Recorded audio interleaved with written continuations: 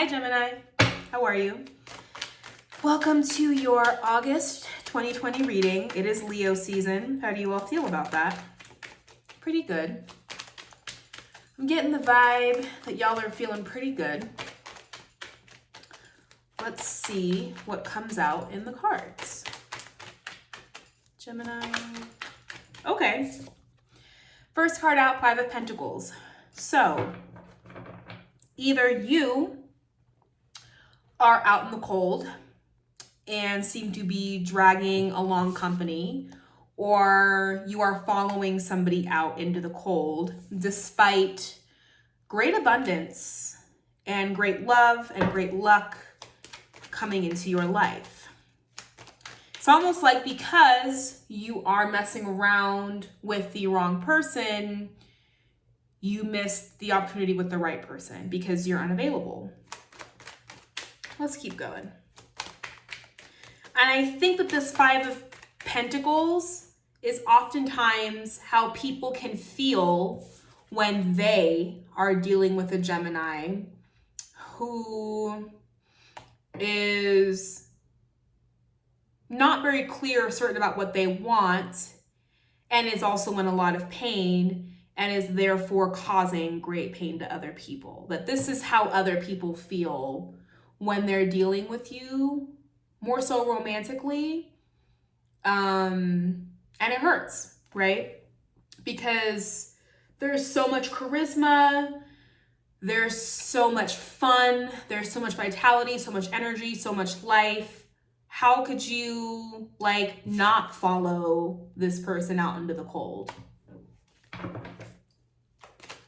It becomes addictive. It can feel addictive. Okay, next card out, Three of Pentacles. So yeah, I think there is somebody who is following you out into the cold in hopes that doing so will create an opportunity to build something deeper, to build something with more longevity. And this could go vice versa, right? This could be you out in the cold with somebody else, hoping that hoping to prove or to exhibit your loyalty or to exhibit your seriousness. Knight of Pentacles popped out but didn't want to make an appearance. Ace of Swords. It might be time to face some truth around the situation. Or you might end up finding yourself backed into a situation where the truth becomes inevitable.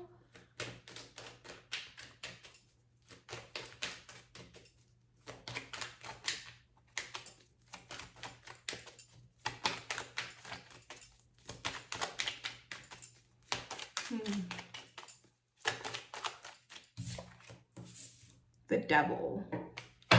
Could be with a Capricorn. We also have all these Pentacle cards out here.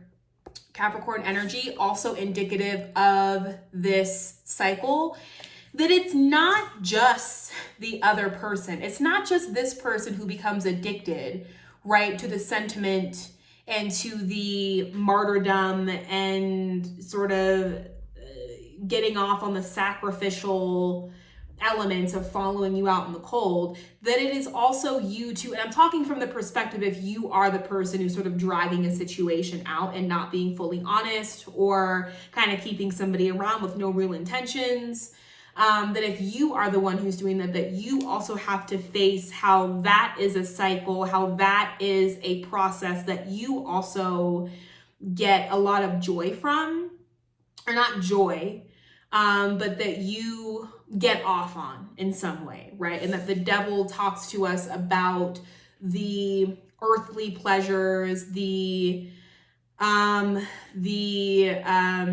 desires of the lower vibe, man, that you find yourself sort of unable to let go of. And that this type of a relationship, whether you are the one who is chasing somebody out in the cold, who clearly wants to be out there by themselves, but at the same time is but don't entirely leave, or if you are the one who's perpetuating this cycle as well. Whoa. Nine of Swords. Interesting to see this come out, because I get the feeling that it's you. I get the feeling that this Nine of Swords is indication that you kind of have had enough of this cycle, either of participating in it or perpetuating it, whether as the follower or the leader, right? Which is interesting to see Gemini in. Not that Geminis can't ever have a Nine of Swords moment or worry, but the buoyancy in with which Geminis and Sages and, you know, other similar signs kind of move through life, the buoyancy of like, oh, cool, like it's all like this energy, like you may get iterations of this, but nothing that's actually this heavy, right? But it seems like you are.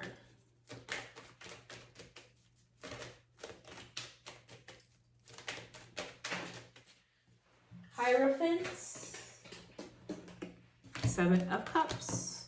Yep. So the Hierophant, I believe, is referring to the dogma and the belief through which I think it's speaking to sort of the weird sort of loyalty or the weird faith that you have sort of developed over the years of this type of relationship, right? I feel like faith is the wrong word to use, but it's just become it's just become so dependable, right? Seven of Cups underneath the Nine of Swords. Let's put the cards down now, or the phone down so you can see the cards.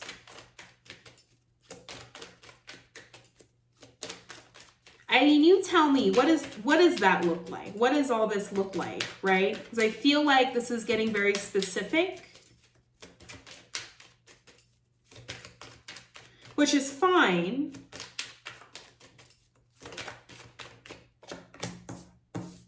So it seems as though this is someone from your past that I feel as though either this person may not actually be physically around, whoever this person, whoever this past individual is, but may very well have been somebody that you kind of did this Five of Pentacles journey with.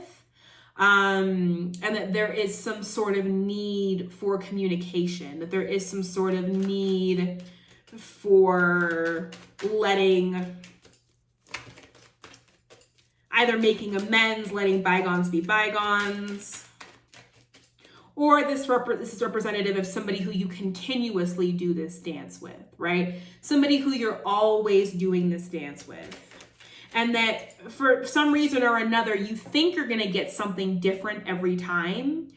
It's like insanity, right? Doing the same thing over and over again and expecting different results. And I feel like the Seven of Cups here represents kind of like the gambling that you are doing with this person in terms of like, well, they're back this time. Maybe they'll show up as this cup, but instead you like get the snake, right? You get the snake. So I feel as though you are gambling with the situation in terms of maybe assuming or believing that they're going to be different every single time, and they're just not. King of Pentacles. Yeah, definitely an earth sign. And I feel like this row here, if we are talking about, an earth sign, yes, somebody with dominant earth placements, Capricorn. We have Capricorn, Taurus, Virgo. We don't have Virgo here in the reading, but we do have plenty of Pentacles. We have two Taurus and a Capricorn.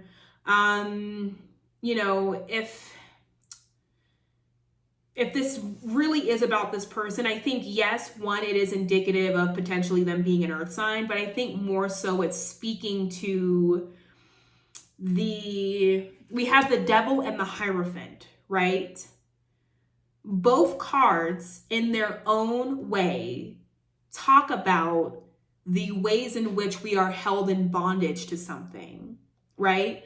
That though the Hierophant being that it's holy, that it's the Pope, that it's, you know, of God, right, quote unquote, that there are still these two figures here, as there are these two figures here, who feel bound, right, to the pedestal, to the concept, to the belief, to the dogma that it is represented in this Hierophant, right? This Hierophant more so represents beliefs by which we are bound for life, and that take great sort of care and that take great care to kind of remove, right? This is a card of dogma. This is a card of attachment.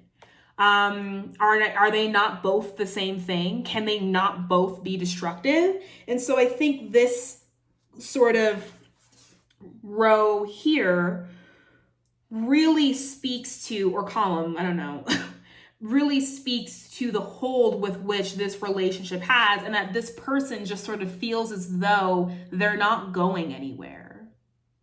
And I feel like this Ace of Swords, now the story's changing. Now I feel like this is very much like you are dealing with somebody who has got a very powerful and strong hold on you. It's somebody that keeps returning from your past, somebody who you continuously take a gamble on, who you believe might be better, right? That you are kind of stuck in the delusion with. And thus far, it's really been that one person who has been able to catapult you into this Nine of Swords space. And here you are with this Ace of Swords, like you know your truth. You know what it is you have to do to break these chains. You know what it is that you really deserve. It's just taking a lot of time and energy and effort to get there. But from what I see, this King of Pentacles really isn't going anywhere. They feel kind of formidable. And this could also just be how you see them, that you've come to see them in such a powerful and such, like they just hold, you have such high regard for them. You see them as a King of Pentacles, but really like this Five of Pentacles is accompanied by the Ace of Swords. It's the truth, right? And as much as you want it to be like this, as much as you want to rewrite history and continuously view the situation as like, well, this is how it's always been. No, this is how it's always been. It's always been like this, right? And so the Seven of Cups is another way of looking at the delusion of how when we look back at some of our most abusive or dysfunctional relationships, that oftentimes we land here, but it was really like this. So let's get final guidance and advice for Gemini.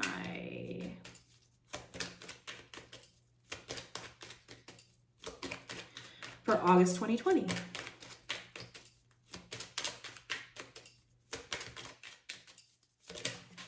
Whoa. 10 of Wands, the Judgment, work. I think work may even potentially can bring about new opportunities, new relationships, a breath of fresh air. Work, do what you got to do to stay busy. If you have projects going, if you have things you are invested in right now, those will those will glean results. You will see results from that. You will see your efforts rewarded back into the Ace of Wands. And Judgment, this person very well reach out to you and have some big pronouncement of love or announcement of their loyalty. I don't know. I feel like you have like other cool possibilities around the corner. I don't think this is a time of really getting into like a committed situation, I think this is a time to work, right? And if people want to come and go and have a good time, cool. But you don't have time for this shit. Like, this is what you should be doing. And in part, now I get it, right? You're worried. You're worried because you're like, man, I got so much other cool shit I could be doing. And this person is like, got me not doing that shit. So my advice to you is to dive head into those projects, to dive head into, you know, doing what you got to do, and that big announcements will make their way to you either from this person or, you know, success from this job, from whatever it is you're trying to create. Okay, Gemini? Okay.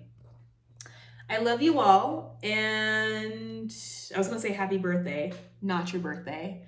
I love you all, and I hope you're well. And I will see you in September for Virgo season.